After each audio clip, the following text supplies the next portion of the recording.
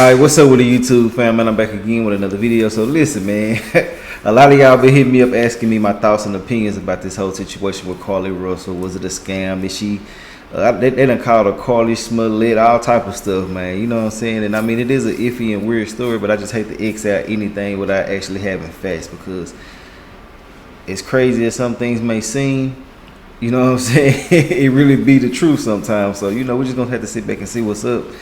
But like I said before, it is something fishy with the whole situation. I don't know the exact details and things like that, but a lot of y'all been saying stuff about she stole some money, she lived with a little younger dude, and possibly could have had a mental breakdown, all type of different things, which could all be a possibility. But at the same time, man, it's just best to wait to get all the bona fide facts. Now, I've seen certain things on the internet where a person had posted that the father body language was messed up. You know what I'm saying? Like, you can tell something wasn't right, or it was some lying going on or something like that. And I did see the video, and it did seem kind of strange. And everything I am saying in this video is just my thoughts and opinions. I'm not saying none of this to be true. Everything is opinion based over here for future references. But yeah, man, from the beginning till now till afterwards. But yeah, you know, I seen them acting kind of, you know, a little weird in my opinion. You know, but it is a quite uncomfortable situation to be in and things like this. So it can go either way. You know, I'm not the type of I didn't come here to point and do this and do that. We just gonna break it down, basically, just, you know, bounce back ideas and thoughts about it. But yeah, man, let's go ahead and get into this and see what's going on. Make sure I add all my social medias: Facebook, Snapchat, Instagram. All that's gonna be down there in the comment section. And yeah, man, shit, I'm about to tell y'all something else, but I forgot. But yeah, make sure y'all go ahead and get into it to see what's going on with the situation. It is crazy as hell, boy. Now, this is when she was initially found and things like that, and what they got to say about it. Let's get into it. A lot to unpack in this story, so let's welcome now former FBI Special Agent Stuart Kaplan. Stuart, thank you so much for being here. Let's dive right in. Police say this is an ongoing investigation. What are they doing right now to either validate or invalidate her story? Well, I think certainly if you look at the physical evidence, and I would start obviously with the video evidence of the camera that picked up the car along the interstate. Certainly the camera or the video does not in any way show a toddler near or in any proximity to where she ultimately stopped. In fact, if you watch the video, she actually goes down the highway for a good distance before she finally comes to a stop. The first thing, as an investigator, I think anybody could appreciate that if you saw a toddler in the middle of the night out there on an interstate, you would stop your car instantly and get out frantically and try to protect that child. The behavior of seeing the car continue down the highway, number one, is inconsistent with the belief that, in fact, there was a child along the road. Also, I think you would understand and appreciate and anticipate that other motorists would have made the same observations and would have called 911 or would have stopped their vehicles, obviously to render aid to this child in obviously grave danger. So those are the obvious direct evidence that I would have a problem with.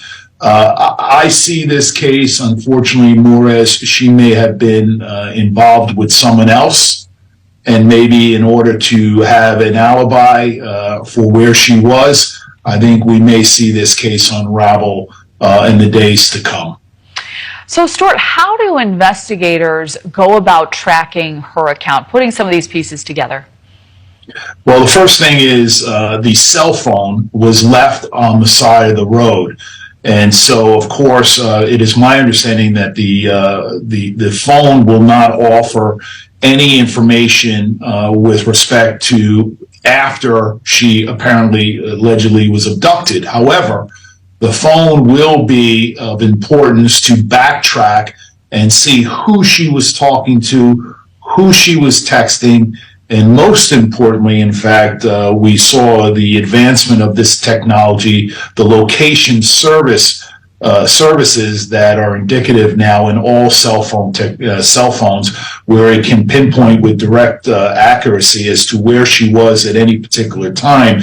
They'll be able to go back and see where or whether or not, in fact, there's some validity to where she was coming from.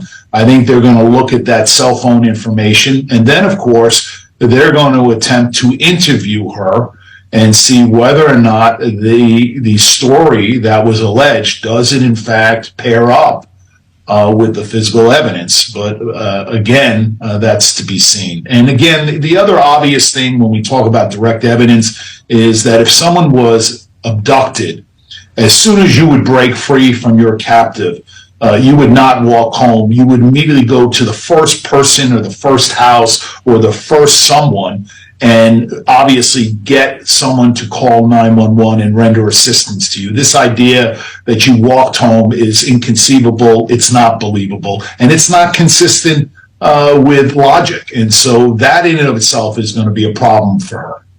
A lot of gaps in the story, a lot law enforcement didn't say. We'll await those details. Stuart Kaplan, thank you for the breakdown. So thankful that Carlee is home safe. So thankful. 25-year-old Carlee Russell, back at home tonight. She showed up at her home late Saturday night. The question now, though, what happened? Thanks for choosing WVTM 13 News. I'm Guy Rawlings. And I'm Brittany Decker. People all over the world have been following this story so closely. Now we're all waiting to find out what happened to Carlee Russell and how did she end up back at her home. We're bringing you the latest information tonight as part of our team coverage. WVTM 13's Chip Scarborough and Ian Wright's live tonight. We begin with Ian. Police are still quiet on this entire situation, Ian. Yeah, so Brittany and Guy, we did just get an update from police about an hour ago. It doesn't give us a lot of new information about what happened, but it does give us an idea of where they're focusing that investigation now that Carlee is back home and safe with her family. So let me go and run you through exactly what they said. Again, this was released just after 5 o'clock tonight. It said, quote, detectives are combing through numerous pieces of evidence collected from the time she went missing until her return home and beyond. Each piece of information is helping investigators reconstruct Carlee's movements during the time she was missing. They went on to say this is a tedious process, but it's important to make sure everything is methodically evaluated so we have the clearest possible picture of what took place from the time Carlee called 911 until she returned home on Saturday night. So keep in mind, that was about a 48-hour period, Thursday night until Saturday evening. While we don't know exactly what happened during that time frame, we do have an idea of what happened in the moments leading up to her disappearance. So let me run. Now look, a lot of people will sit there and say that, she didn't say she was missing. She didn't say that it was a problem going on with her and things like that. The family did that. I grant you that. But at the same time, she didn't come out to say nothing wasn't going on. You know what I'm saying? It was a whole lot of national attention based on this story. And if people going out of their way to take time out of their life to go help you find your child or to come help find you, they deserve an explanation, man. People had other things that they could have been doing and things like that, but they took time out of their life to go ahead and come out to y'all. Like I said before, people going through traumatic situations and traumatizing situations and stuff like that, I can understand them taking their time to come out and speak about certain things, but in certain situations, you got to make some type of announcement. The parents got to make some type of an announcement as well, you know what I'm saying? So I don't understand why it's not being brought to our attention exactly what took place with this situation. At least some type of inkling of an idea of what took place, but at the same time, I can't understand it. But I really feel like an explanation is owed here more than anything. But let's get back into it, though.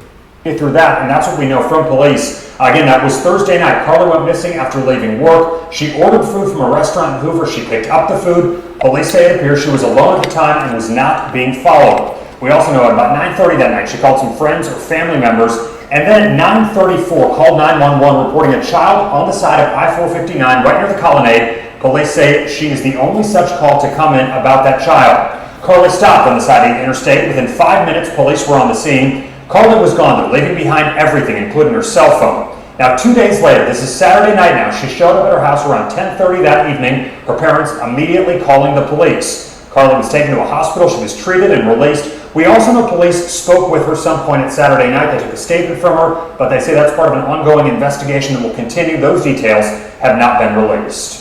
As you can imagine, it has been a very long and tiring days for Carlee Russell's family, her friends, a number of folks in the community coming together, helping with those search efforts. Chip Scarborough joining us live this afternoon. And Chip, you have reaction from one community activist who helped with that search during that 48 hours she was missing. And community activist Harry Traveling Shoes Turner took part in the search for Carlee Russell over the weekend, and he says he's beyond relieved to know that she made it home safely. Turner, just one of several hundred people taking part in that search, gathering in the parking lot of the Hoover Met on Saturday afternoon to help look for Carlee Russell. The crowd searching for Russell remained hopeful she would in fact make it home safely. And that's exactly what happened just a few short hours after crews wrapped up their second day of searching. So I was already expecting that we was going to have that young lady back with her mama and her daddy. And if there's a kidnapper watching now, if there's an abductor watching us right now, if you have somebody locked up in a basement, locked up in an abandoned building, chained to a wall somewhere, let him go! Let him go! I see this shit. For real though, he ain't bullshit. Real talk. And Turner says he and others who took part in the search over the weekend really just don't want to speculate right now about what happened after Carlee vanished. They want to leave that to the police. I do want to let you know that we visited a motel just down Highway 31 from where we are right now. There was a report that Carlee may have been there on Saturday night. I walked into the motel, was given a number for corporate communications, reached out to them. They told me they could not confirm anything. Any information about Carlee's whereabouts would have to come from Hoover PD. Well, now and then, you know, some people were saying that that possibly wasn't true about the hotel situation and things like that. We don't know. Everything is speculations and thoughts and opinions. But yeah, man, you know, if she is lying about this, boy, that is messed up. This is one of the major times that people done came through for a black young lady. You know what I'm saying? Now, they always do it to some extent, but not to this extent. At first, this started out slow. It wasn't that much news coverage going on. But I think that the more we go through with life, people see that the internet get things taken care of. So they go ahead and start pressing that issue every time on the internet. You know what I'm saying? Like I said before, my first video about her, I said that too much internet coverage could flush her out. They'll want to get her up out of there. You know what I'm saying? It's something that's congested. If they got a lot of people in one spot, you know what I'm saying, and did a whole bunch of news coverage get to coming out, pouring out about that person, it's going to flush them out of that, you know, compromising position that they was in. They're going to have to let them go. Some people say that they can understand a person that's into trafficking and things like that, dropping someone off, but you got to understand that when it's a situation like this, man, people don't want to mess up their whole operation for one person. They'd rather go ahead and take a sacrifice, take a loss at that time, and then go ahead and, you know, make the move that they're going to make. But yeah, man, it's a way around everything. You better believe everything is possible. You know what I'm saying? Like I said before, I don't want to just write her out and say she lying and things like that. Now, I got my own opinion now, but I ain't going to put it out here. You know, I don't want to be, you know, in a compromising position as well. You know what I'm saying? I'd rather just wait till the facts come out, because a lot of y'all take what I'm saying for face value because y'all got trust in what I'm saying. So, you know, I got to keep integrity with everything that I'm saying. But yeah, this situation right here, boy, should have messed it up if she done lied, man, because they're going to start giving it down, you know.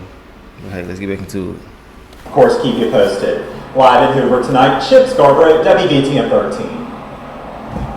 Appreciate that, my boy. All right, Chip Scarborough live for us in Hoover as well. Chip, thank you so much. Obviously, we're going to continue to stay on top of this story. Any new developments, we'll bring them right to you here on WBTM 13.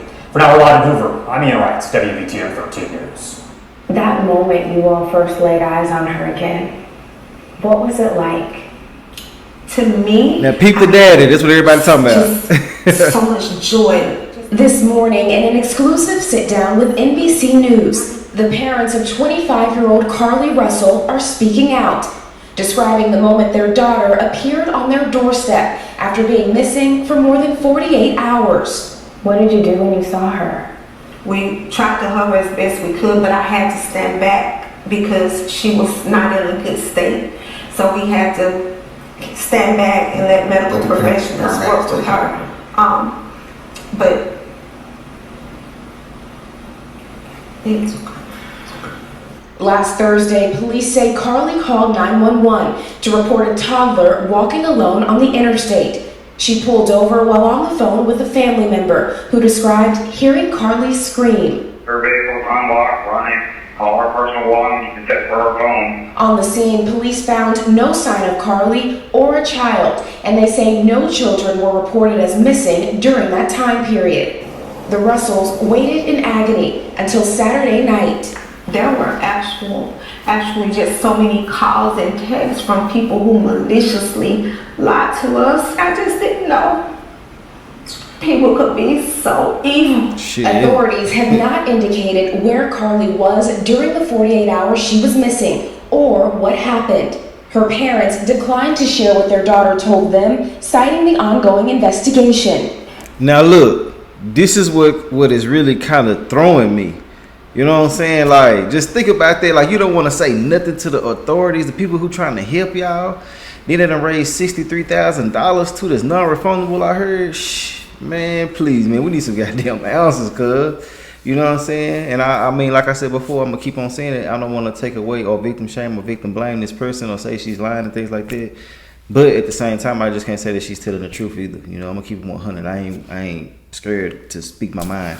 It's just certain things that I don't want to do due to circumstances or, you know, the severity of certain situations. But yeah, man, you know, for them people to be coming up with it, they coming behind her, shit, yeah, they want some explanations and stuff like that. I done stood up late editing the video and trying to get the awareness out here. You know, sometimes they don't even monetize videos like this. I just do it out the strength. You feel me? Yeah, man. You know, I just want to know.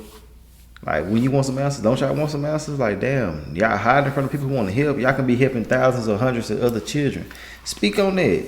Just say a little bit. Get an address, something. You feel me? But hey, it is what it is. To each their own. Let's get back into it. And can you tell me what happened Saturday night? Did you just get a knock at the door? Yeah, anything leading to the case itself, we can't discuss that. But they say speculation about the circumstances surrounding Carlee's disappearance are only making things worse. She's having to deal with the trauma of people just making completely false allegations about her. Her family now urging the public to let the investigation play out, but mentioning an abductor. Her mother asking to read a brief message to the public. Carlee has given detectives her statement so that they can continue to pursue her abductor. Do you believe that there's an abductor still out there? Absolutely. Absolutely. NBC News has reached out to the Hoover Police Department to ask whether they're looking for an individual involved. Police have just said they're following up on all information provided by Carlee. And when I talked to you all on Saturday, you also said your daughter is a fighter and she would find a way back to you. I felt that in my heart. Is that what happened? She did. She found her way back to us. However, now the daddy was throwing his head around a little bit. You know what I'm saying? Like, I didn't want to call certain things that because I want y'all to let me know what y'all see, because I done seen it. And like I said, I don't want this story to go too many different ways. I'm just sticking to the facts, but I am going to throw a little bit of an opinion out there here and there. But what was y'all seeing and when did y'all see it? Put some timestamps on there when the daddy kind of threw you off. When they body language went wrong, throw a timestamp down there. For those who know what a timestamp is, man, it's the time that a situation or an event took place on video. So yeah, let us know what's going on with that. It's almost over though. We're gonna chop it up a little bit more when it's over with. We can't discuss the details of that. But they say one thing is clear. Do you believe she was fighting for her life? Oh, she definitely fought for her life. Look at that. There were moments when she physically had to fight for her life, and there were moments when she had to mentally fight for her life. But she made it back to you. She made it back. Yeah, she made it back. All right, Priscilla, so investigators are obviously busy on this case. What are they looking into going forward? Yeah, Hoda, right now they're analyzing that initial 911 call and also that traffic cam video showing that car driving on the interstate very slowly with its flashers on, believed to be Carlee's car. And of course, they're looking at the evidence from the crime scene, including the car and her cell phone, which was found on the roadway nearby. Police say that they have been able to account for all of her steps leading up to her disappearance, but those 48 hours when she was gone still remain a mystery. Hoda? Yeah, leaving behind her phone or pocketbook and all those things, a lot of things that investigators are looking into. Priscilla, thank you. And I'm over here looking up updates and stuff like that. You know, I'm fully in this video with y'all too. But yeah, man, you know, I'm just thinking about the whole situation. Like, damn, y'all don't want to tell the people who gonna help you what's going on. You know what I'm saying? And then shit, they did make it seem like, and I'm saying it in a certain way, they made it seem like she gave a full, lengthy statement, but in all actuality, they keep on saying they don't know what happened. They are saying this repeatedly now, you know, and I feel like that, you know, a situation like this should be broken down all the way. You know, like I said before, and I'm gonna keep on saying it. It's okay to take your time and get certain things together, but I do feel like that they need to try to say something to the public because it was so many people invested with this, you know. Don't get us invested with nothing if you can't keep that. Like they say, don't introduce me to the energy if you can't maintain it. Real talk, this it right here for sure, for sure. God damn, she ain't keep on texting me, man.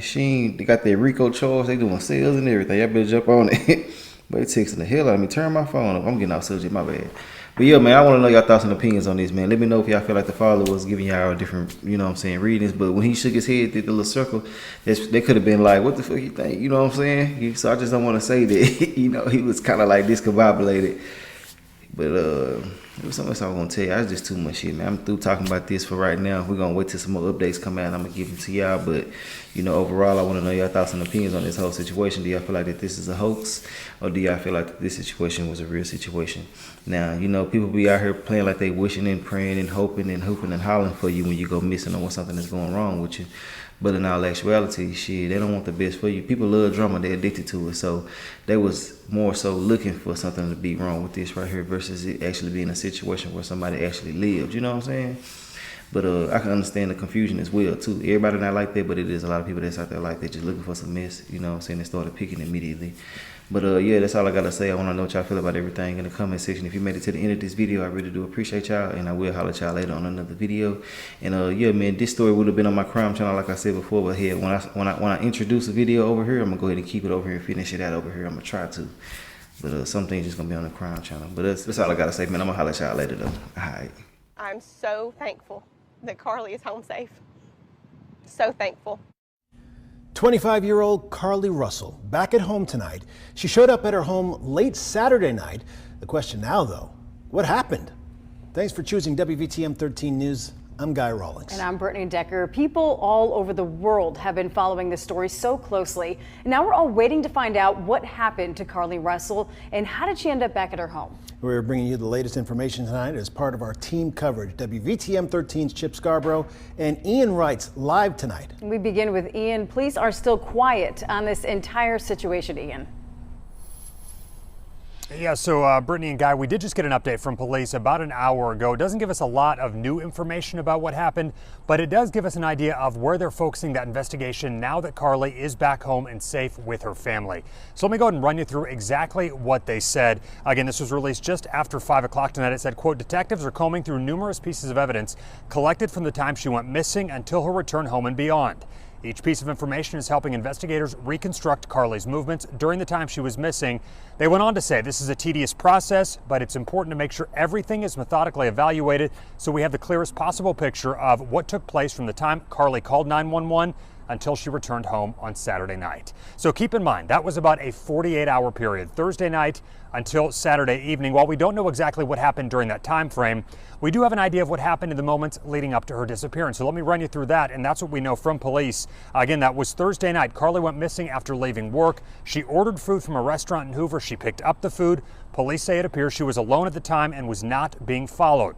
We also know at about 9:30 that night, she called some friends or family members, and then at 9:34 called 911 reporting a child on the side of I-459 right near the Colonnade. Police say she is the only such call to come in about that child.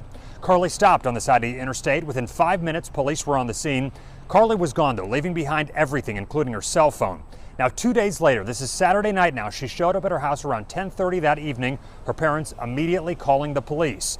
Carlee was taken to a hospital. She was treated and released. We also know police spoke with her some point at Saturday night. They took a statement from her, but they say that's part of an ongoing investigation that will continue. Those details have not been released. As you can imagine, it has been a very long and tiring days for Carlee Russell's family, her friends, a number of folks in the community coming together, helping with those search efforts. Chip Scarborough joining us live this afternoon. And Chip, you have reaction from one community activist who helped with that search during that 48 hours she was missing. And community activist Harry Traveling Shoes Turner took part in the search for Carlee Russell over the weekend, and he says he's beyond relieved to know that she made it home safely.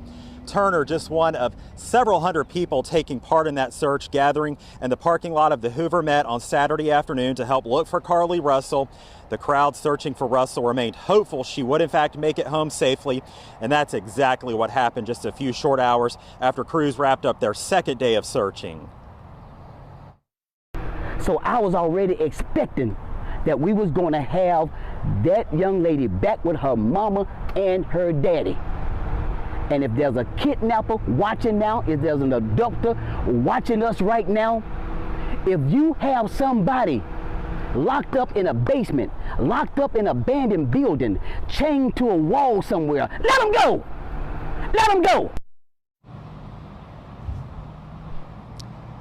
And Turner says he and others who took part in the search over the weekend really just don't want to speculate right now about what happened after Carlee vanished. They want to leave that to the police. I do want to let you know that we visited a motel just down Highway 31 from where we are right now. There was a report that Carlee may have been there on Saturday night. I walked into the motel, was given a number for corporate communications, reached out to them. They told me they could not confirm anything. Any information about Carlee's whereabouts would have to come from Hoover PD. We'll, of course, keep you posted. Live in Hoover tonight, Chip Scarborough, WVTM 13. All right, Chip Scarborough live for us in Hoover as well. Chip, thank you so much. Obviously, we're going to continue to stay on top of this story. Any new developments, we'll bring them right to you here on WVTM 13. For now, we're live in Hoover. I'm Ian Wright,